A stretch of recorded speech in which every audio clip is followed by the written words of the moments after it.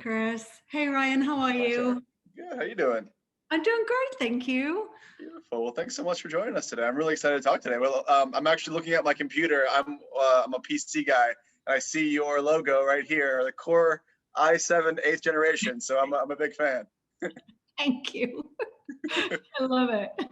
Well, Garrett, we have we have the a mastermind here. The CMO of Intel. You joined pretty much right before the pandemic started. So please tell me in the first 5 months versus the last year and a half or year plus, what changed and what's been that evolution over the last year plus. Well, Ryan, I think about everything changed. When I joined Intel, I knew the first year was going to be a year of transformation, to rebuild the role of marketing at Intel, what it meant. I had to hire my leadership team. I've only met two of them in person, so that's just really, really strange. We had to kind of reestablish our connections to the business. I think Intel had kind of gone off on a brand journey that somehow got a little bit disconnected for the business that we were in. And so that was a little bit of kind of a refresh, a restart. And then the other thing too is that we wanted to be more collaborative and more creative in our co-marketing with our partners. As you know, Intel is an ingredient brand, and how we go to market is through our partner ecosystem. And so we really wanted to kind of be more assertive in that space so that both brands would rise on that journey. So those were some of the things that that was on my plate as I first joined the company. And then also a real focus on improving our customer experience, especially through Intel.com, our digital front door. So it was definitely a busy year. I certainly wasn't bored, and we've still got a lot of work, a lot of work ahead of us too. Well, amazing. And you mentioned the rebrand. Obviously, that's a huge moment for any company, especially as large and as storied as you guys. So, our friend actually Marty Swant over at Forbes, I saw he wrote an amazing article on you guys talking about that rebrand. Can you share basically how you continue to build and strengthen the brand, but also with a design and a growth standpoint? The brand itself, the logo is so iconic. Then obviously when you change that, I'm sure there was some sort of a lot of back and forth internally and externally. Yes, there was. I think that's probably an understatement. And, when you have an iconic brand like Intel, I mean, my goodness, we put the silicon in Silicon Valley. It's something that you really take very seriously. And this was only the third time they'd had a logo change in the history of the company over the last 50 plus years. And so we were very thoughtful about how we did it. We felt that our visual identity was a little bit old-fashioned, a little dated, and gave an incredible nod to our storied past, but didn't necessarily reflect, Ryan, where we were headed next and where our growth and where our ambitions lay. And so we really felt that we needed to signal to our employees, which are hugely important, and to our customers and partners, that this was a new era for Intel. This wasn't your grandfather's Intel. It was a new company, new ambitions. And so we were able to pivot a little bit in terms of thinking about our growth areas, especially in data center and the cloud, and to really just signal that shift and change in direction. So that was really the driving force. You don't just change a brand because you want to twiddle with the knobs. It is something that it's really very much tied to your business strategy. The other thing we did is we created a new brand platform. And one of our founders has this wonderful expression, which is everywhere inside of Intel. It is, don't be encumbered by the past. Now go off and do something wonderful. And so we use Do Something Wonderful as our new brand platform as a way to tell our stories. And that was a little unusual because you don't expect words like wonderful, in a B2B type of company, Sure. and a technology company. But it's a lovely elastic platform that allows us to tell all sorts of stories. So both of those things we tied together, and I was a little nervous around our employees, I have to be honest, but they really embraced it. They loved it, which I was very relieved and grateful for. It's amazing. It's funny you mentioned that, your grandfather's company. It's funny 'cause it's been around 30 years. There are grandfathers that that basically have gone that path, and it really is. It's you and obviously the industry, but Intel is the engine that drives all the creativity, all the things we kind of forget and maybe we take for granted what you guys have built over the last 30 plus years. One of the things you mentioned in an article was that your goal is to be absolutely pervasive in your marketing and partner marketing. Is that the wonderful platform? Is there other things you're planning on doing with the new logo and new offerings and new kind of rebrand? Yeah, it really is around the platform, the idea of go do something wonderful. So we want to be that spark that allows our customers and partners to innovate. So that's what we see ourselves as enabling. It's not our technology for its own sake. There's an end game that we want to really enable that spark to allow our customers to go do something wonderful. So where we really took a very clear position, Ryan, was, as I mentioned, I think the brand had gone off and was really talking about, Intel, and we had the drone shows and some great partnerships with Lady Gaga and others. And as I said at the beginning, we kind of didn't come back and be grounded in kind of our business growth and our objectives. And so I've got the new 4 Ps of marketing, but the 4 Ps of branding. So when we thought about our brand, we thought about it in this way. It has to be in service of our purpose. It has to be in service of our portfolio. It has to be in service of our partners, and it has to be in service of our people. And so what we did is we didn't go launch a new brand campaign in isolation. We actually chose to do it around a huge product launch that was probably one of the most significant product launches we'd had in the company for a decade. And we brought that launch to life and revealed our new visual identity and brand platform idea at the same time. So we didn't go off and do something separate. We kind of did it together because we truly believe that our brand has to work hard for our purpose, our portfolio, our people, and our partners. And so that was a real shift. That's what we mean. It's pervasive. We're not just going to sit at a corporate level. It has to be all the way through to everything that we do in marketing. Well, I love the alliteration, the 4 Ps. It's great. Stay tuned, probably. Mr. So, Kotler won't be very happy. Well, there's all these tentpole moments that are coming up in this year.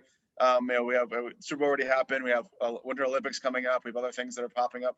How is this applying to your rebrand, or how do you guys think about those tentpole moments throughout the year?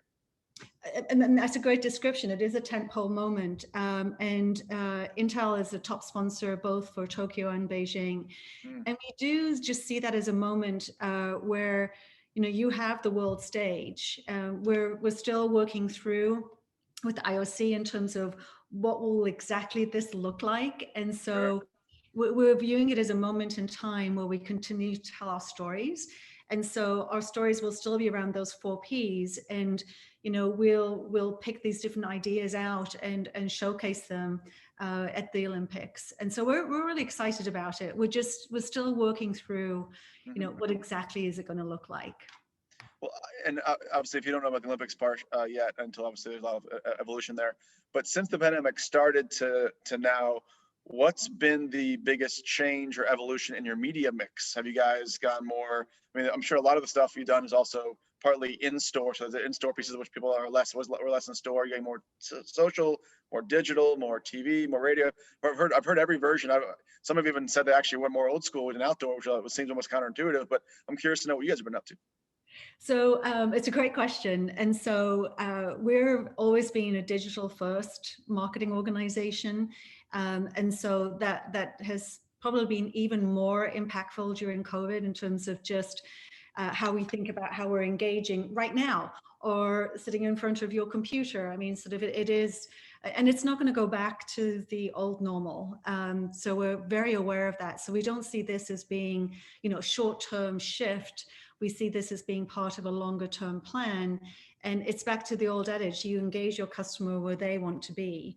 And so that's really the cornerstone of that. So digital and social hugely important. I heard Tracy Ann mention about the audio. We're definitely doing more there with webcasts, but also looking at, the clubhouses of the world, or what other platforms put out in terms of whether it's Facebook or Twitter, put out as their live audio. And I think we're right. I think there's something that's just wonderful about listening to a conversation, and removing all the visual stimulation and just listening. So I think that is huge. Virtual events. So the event industry changed, right, completely. And so, we did our first virtual CES, Mobile World Congress. We're going to be launching our own signature event later this year. And we're going to be using all our virtual event infrastructure and platforms to be able to do that.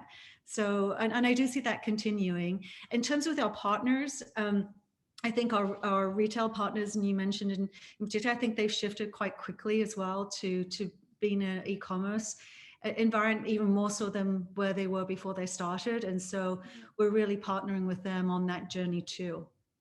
So. I love it. It's just a unique things. You're both trying to get the B2C customers to buy the products. A lot of times buying it through your partners. Do you have an allocation in your mind where it's like there's two separate divisions entirely that are working together in tandem? How does it work? So it's really interesting. It's a great question. We have to be both B2B and B2C marketers. And so I'll give you an example.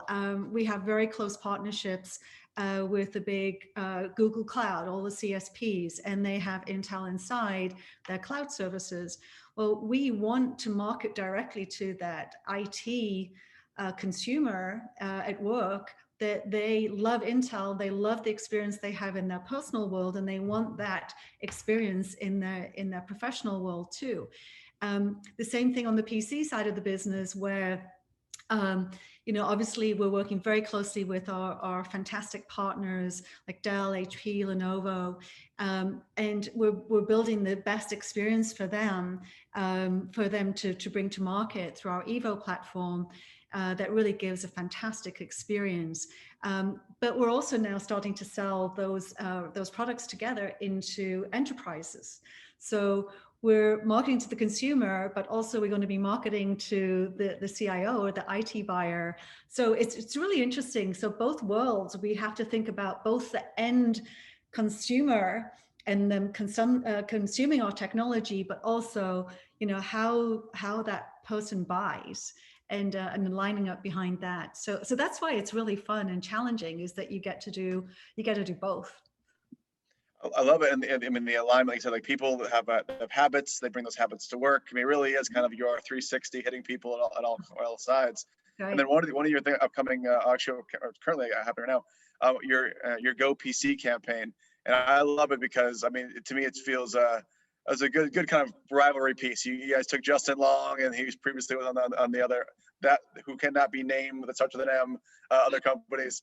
I'd love to know when that happens, when you guys create those B2C type campaigns, how are you trying to leverage that most? Is it through, again, the digital only, you guys going through social? Are they looking for like lookalikes like Justin Long, the little mini influencers that are him to go out to the world? I guess, how do you perceive that campaign and how to amplify it best?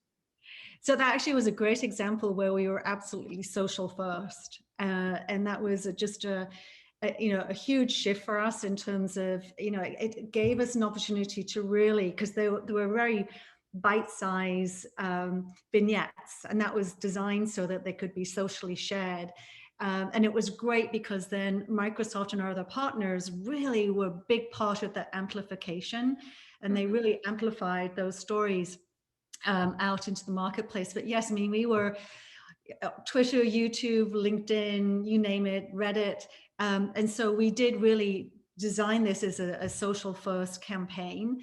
And also we are starting to your point about influencers, I would say that's one of the things that we really have started to double down on, in terms of just going into those communities and really educating and engaging, that influencer community, so they can then challenge us, which I think is really important, so that we're listening and we understand what we're doing well, what we're not. but also using them as a way to amplify our stories as well. So that was a great example of what you've just described. We leverage that as our strategy first and foremost. Is there, you mentioned some of the other kind of more innovative like audio platforms that are popping up. Is there any platforms that you guys are not on, or are you agnostic across Twitter, Instagram, Facebook, TikTok, YouTube? We have a very clear strategy in terms of just, again, understanding the audience and the followership of those different platforms and kind of the stories that we want to tell. So we are thoughtful in terms of, what we put where and in that engagement. And also again, the conversation before, we've learned to test and test to learn. So if something is not working on a certain platform, you have to curate it quickly, take it down, try something else. So be much more like a newsroom approach. And so that's really where you get to agile, real-time marketing, that you're able sort of just to manage that content and that publishing and figure out what's working and what's not. So we use very little traditional media now, Ryan, to be honest. And we do have a very light amount of out of home, but as you say, until people really start going places, and that's going to be interesting, just in terms of that media type, as to what that future will look like. It's really, really interesting how you guys have all blended us all together. Now it's obviously working, and so you guys are doing tremendously. How do you think? So having a CMO speak to the larger crowd here, what do you think about the funnel? When you think of top of funnel versus middle and lower funnel, are you someone that leads with the brand and that is the most important piece, or are you being tasked and basically all these dashboards are probably assuming in front of a big supercomputer of all the things of how things are selling per partner, per retailer? Like, I guess, how do you think about it from such a top level? There's so many different teams that have like certain remits. Yeah, it's a great question. I am a big believer that marketing needs to be an accountable function. And so we're always looking for additional investment from our CEO and CFO. And to be worthy of that investment, you have to be very clear about the results and the ROI. Mm-hmm. Some aspects of how you manage the funnel it's easier to do that than in others. And also our business model makes it slightly more difficult because we're an ingredient brand. Because typically, if you wanted to drive revenue growth and you were in revenue marketing, you'd manage the full funnel. I know you'd have closed loop and you'd be able to see how that converted to revenue. That's a little bit more difficult for Intel just because of our business model. But I do believe that marketing needs to be accountable and we actually do have dashboards. We have KPIs.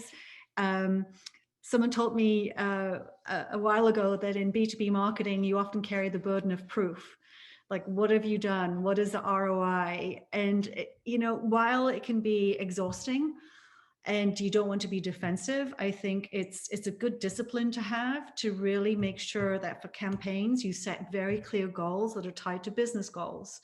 And so that the business leader can understand the role that you're playing, how are you mapping into their go-to-market strategy with sales and with customer success, and you're that as an integrated team. But yeah, this is maybe one of my quirks.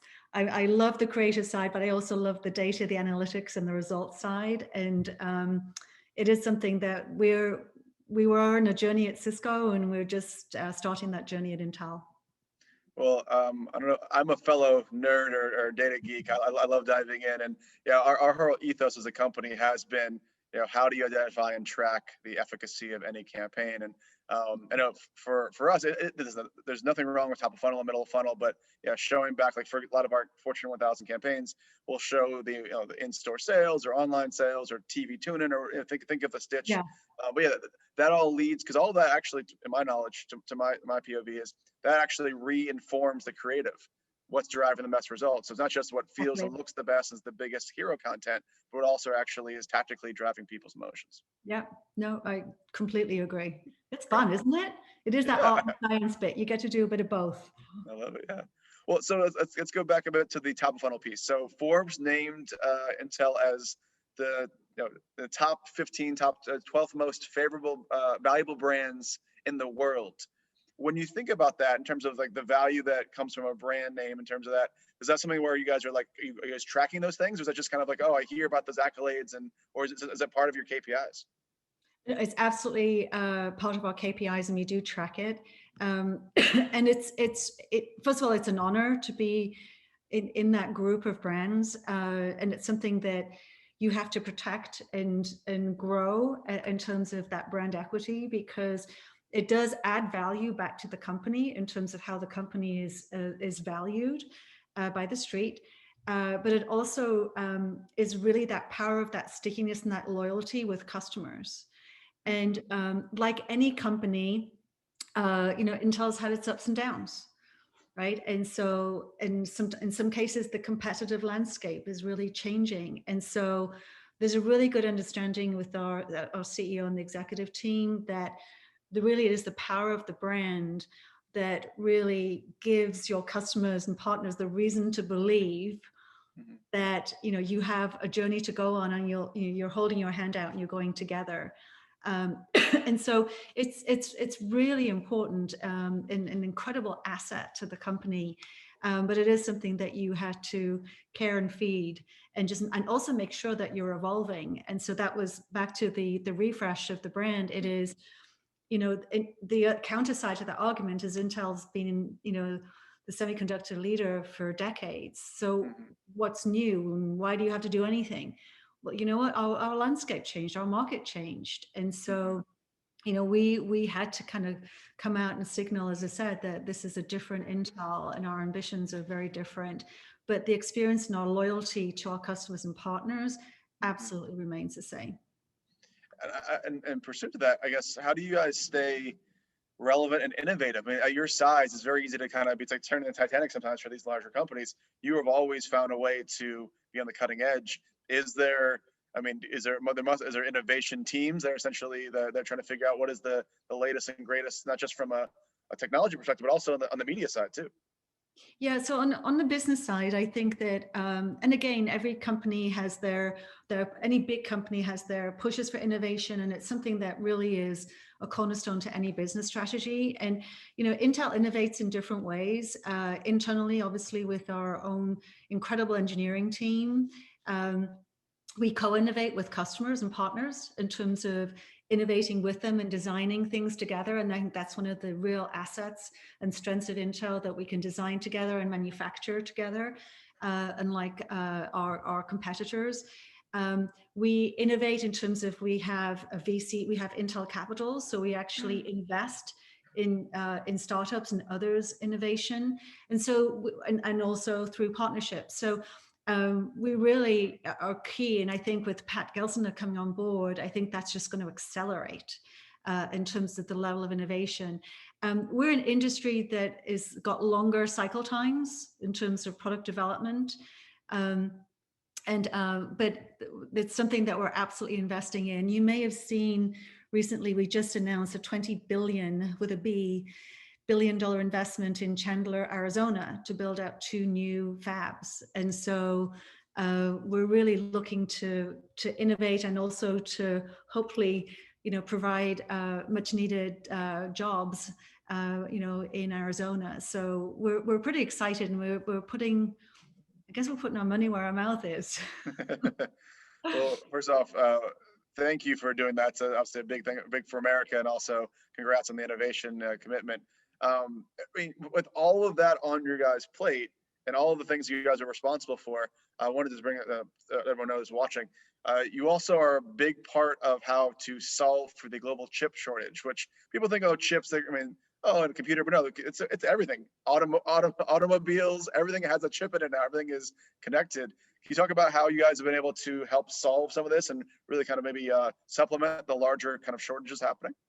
Well, again, this is the good news, bad news. The demand for chips is very, very high globally, and it's not just hitting our industry, it's hitting, as you mentioned, many other industries. We are thinking about those longer term solutions, like in Arizona, in terms of just building out a greater global capacity, because we don't see that demand slowing down anytime soon. And so we've been just working very transparently with our customers and partners, and with their supply chain organizations and ours, in just really eking out as much efficiency and as much capacity as we can. And so we're trying to help both in the short term, in terms of just, I don't think anyone really anticipated the demand, and maybe some of this is COVID related, because just think about how dependent you have become on your devices. I mean, they were the window to your world.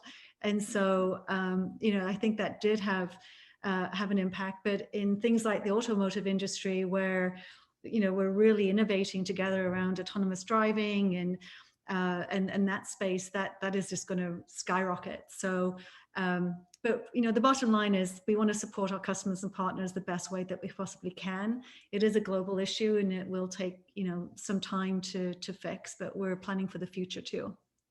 Intel will be inside everything at some point soon. That's amazing. Well, so I'm always curious about this because I have a quote I use a lot, that social media is the largest crowdsourcing of public opinion in human history. And if you can structure that information, you can predict the future or provide the best results for a client or for insights for an audience. I'd love to know what your thoughts on how much you tap into consumer research and trend reports and competitor analysis. Is that something that you are inundated every day with? Is that part of your kind of your war room? It is. And I honestly think this is what's exciting about being in marketing, because only marketing is the only function in the company that can do this customer listening, turning it into insight and then into action inside of a business, to drive growth, to drive change in strategy, difference in pricing strategy and roadmaps. I mean, they're really, that social media, I think, has changed in the business world in terms of, it's still fun and engaging in your personal life, but on the business side, it is like gold, in that you can get that feedback and input at scale and determine, okay, what do I need to do to go act on that? I mean, it's like a focus group of billions, right? So it's a gift, but like any gift, it needs some appreciation, and you need to be actively engaged. Because what's even worse, if your customers are giving you these insights and ideas and you're not listening and responding and reacting to them, that actually has the downward effect in terms of their experience and their perception of you. So it comes with work. And so we do have a team, and I think the vision is that, for my vision is that social media isn't going to be something that's sitting in marketing. Social media should be part of every engineer's job, every salesperson's job, and a way to kind of have that window and that connection, with what's happening in the market from both a customer and a competitive standpoint, that really shapes the work that they do during that day and the company strategy moving forward. So I agree 100%. Sage advice. I mean, for our team, from the people that are creating technology to people that are running campaigns to salespeople, like all they're living and breathing. Obviously, make sure they're not hanging out all day on Facebook and talking to friends, and hopefully they're doing other work too. But exactly. I mean, it's all part of the same whole. Yes, exactly. Well, I love this blending of your two worlds, right? Yeah, 100%. Yeah, it's the B2C and the B2B. It's all the same things. That's right. So I'd like to switch gears for 1 second. So the pandemic response technology initiative. So you guys have basically grown that significantly in the last year. Hopefully, knock on wood, in the next year, that'll all start to wind down from a pandemic response needed, with the shots in arms.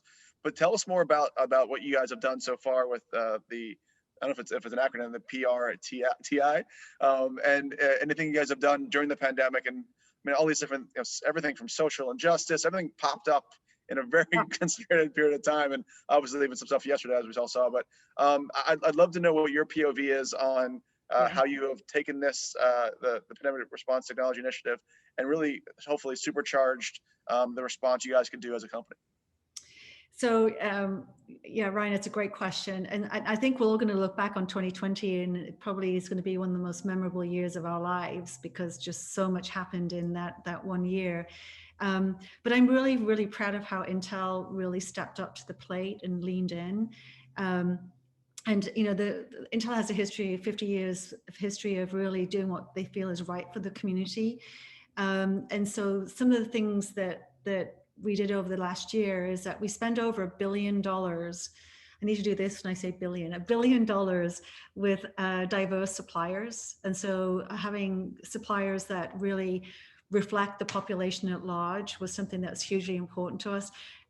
We established some great relationships with folks like the Obama Foundation, like the Vera Institute for Justice, to really make sure that we were listening, but also, had a voice in terms of shaping, what we felt was important in our communities and our society.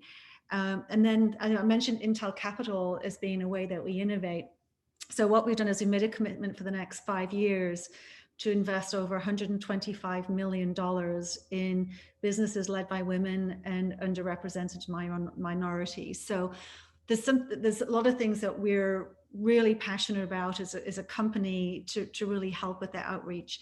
Now, the Pandemic Response Technology Initiative, which I call pretty because it's a lot easier to say, it's basically a $50 million investment that we made last year, and together with our partners, to really provide technology into communities that needed it the most during the pandemic. So whether that be for education, whether that was in healthcare, but it was something that we really took to heart. And we ended up with over 230 projects with over 70 organizations, primarily in the US, where we felt we needed to bring some much needed relief to where it was needed the most. And you'll see us continue that investment. Like you, I hope that we get back to some sort of new normal. But it is something that we will remain to be very dedicated to the community to help us all get back to our lives. I love what you guys are doing. I mean, probably second only to equality is equity. So the equity that's needed to help communities to whether it's technology in their hands or whether it's finding ways to suppliers and distributors that actually are minority owned. Yeah. We have a small version of this, obviously not nowhere as big as your extensive offering and integration. The amplified diverse voices. So one of the biggest things that happened during the pandemic, especially when social media kind of went to a bit of a standstill in terms of sponsored campaigns and branded content, a lot of the small businesses that were really thriving was based off of these Black-owned, AA-owned, Latinx-owned production houses, where it was literally someone that was doing the art, that was doing the photography, that was doing the video editing, this whole ecosystem. And when brands weren't putting that money back, we said, no, please, at all times, give. Let's do minority-led activations, even if we don't take any money for it, because when that keeps the entire equity going across these different communities. So I love what you guys are doing. Hopefully, it should extend to the entire world that we can proceed to do this, because it does change the face of entire communities. Absolutely, it does. Yeah, I'm very proud of how the company stepped in, and that commitment will be there, because I don't think the need will go away anytime soon. So I'm glad to hear what you're doing about just also looking at the diversification of our whole industry. And that's something that I'm really passionate about too. 100%. So. Well, we have approximately 5 minutes left. This is time has flown by. Yeah. One of the questions is, what's been one new marketing tactic you've tested and proven successful in the last year? I think it has to be the Justin Long campaign. And the reason I say that is that, we worked really hard to build a campaign that had both intelligence and humor and was really factually accurate. And so, typically Intel historically has, and perhaps you could say, cynically, not needed to, talk about our competitors.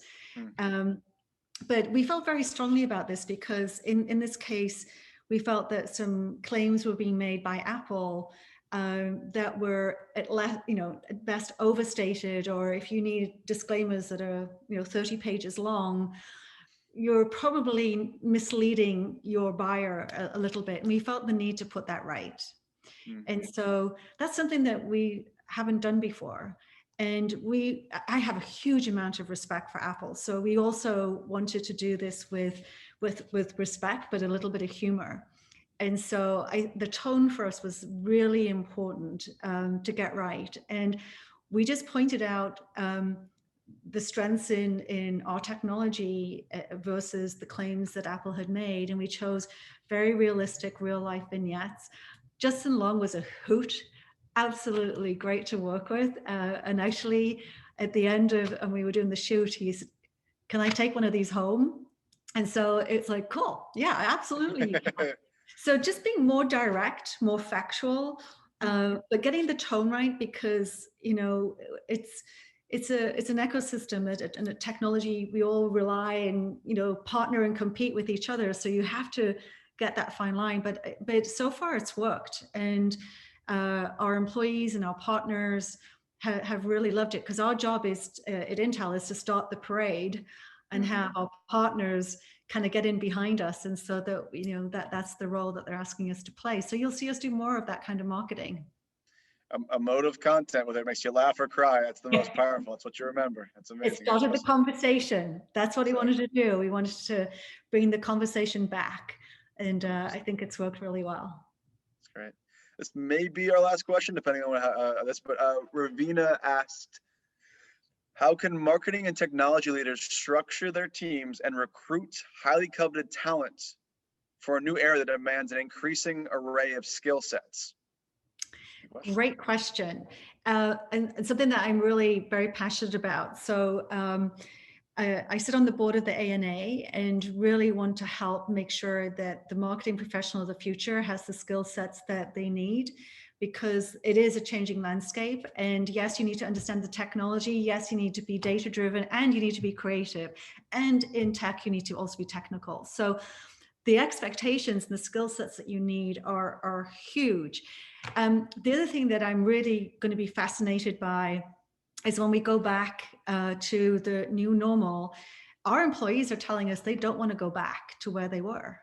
They want maybe work in a hybrid environment where they come into the office maybe one day a week, but remote working has worked incredibly well.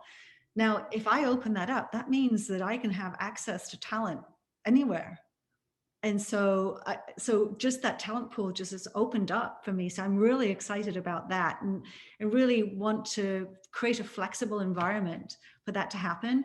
But also on the skill sets and the development is to really work building, a world-class curriculum for what the marketer of the future, the skills and experience that they needed.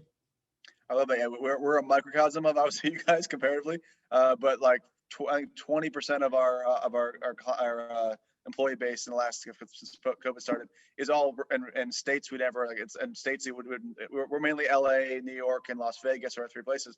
Everything now is Chicago and North Carolina, Florida. Like it's really opened up to a number of great pools. So yeah, we're seeing it in remote work. While I think people miss the camaraderie in an office, there is a tremendous amount of efficiency, as well as I think people also find that it's less onerous in terms of having to dress up and the driving in and out of work. So no, we're aligned. Same thing.